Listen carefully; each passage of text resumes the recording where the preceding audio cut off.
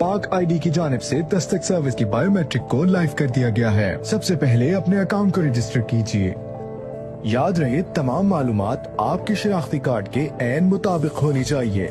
इसके अलावा आपका कॉन्टैक्ट नंबर और ईमेल एड्रेस भी आपके नाम का होना चाहिए। पाक आईडी पर आप अपना अकाउंट लॉगिन कीजिए। बायोमेट्रिक वेरिफिकेशन में MBVS पर क्लिक कीजिए। स्क्रीन के आखिर में वेरिफिकेशन सर्टिफिकेट्स के खाने में दर्ज बायोमेट्रिक वेरिफिकेशन के आइकन पर क्लिक कीजिए।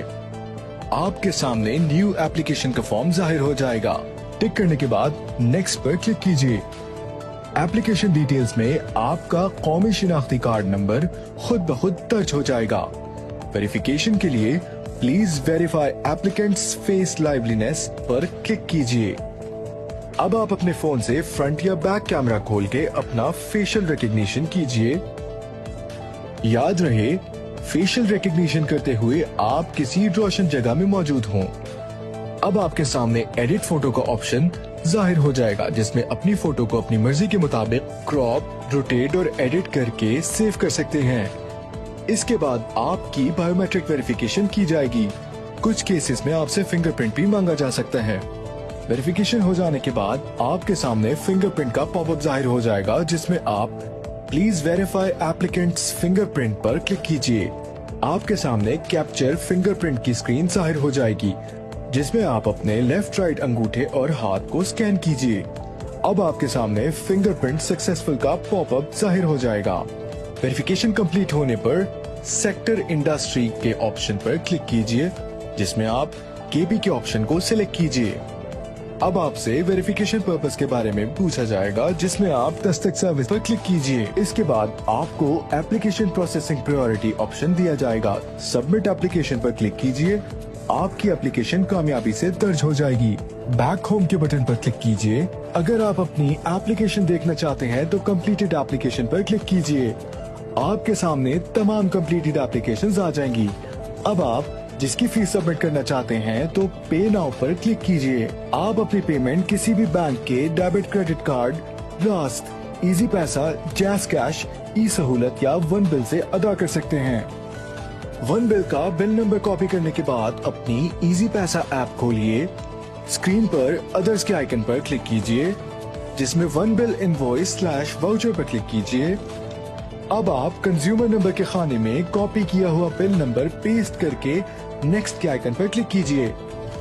अब आपके सामने आपकी टोटल बिल अमाउंट जाहिर हो जाएगी, जिसमें आप पे इन फुल पे क्लिक कीजिए। इसके बाद पे नाउ पे क्लिक करेंगे तो आपका बिल कामयाबी से अदा हो जाएगा। चंद मिनट्स के इंतजार के बाद अपनी पाक आईडी की एप्लीकेशन पे जाइए और वेरीफाई पेमेंट पे क्लिक कीजिए।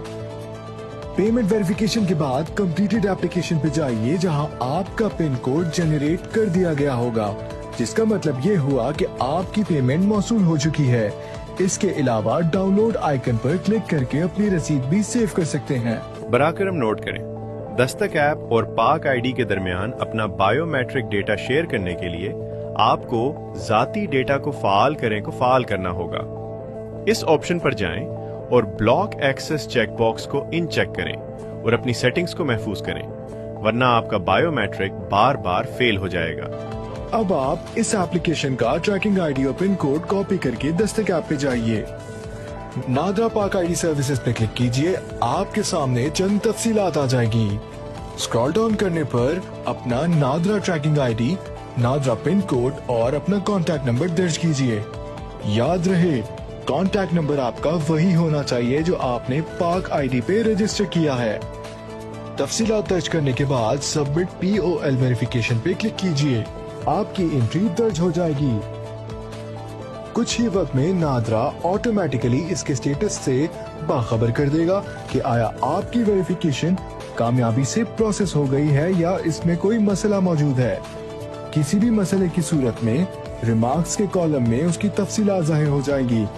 कोई मसला ना होने की सूरत में आपका दर्ज किया हुआ डाटा नादरा से कामयाबी से वेरीफाई हो जाएगा।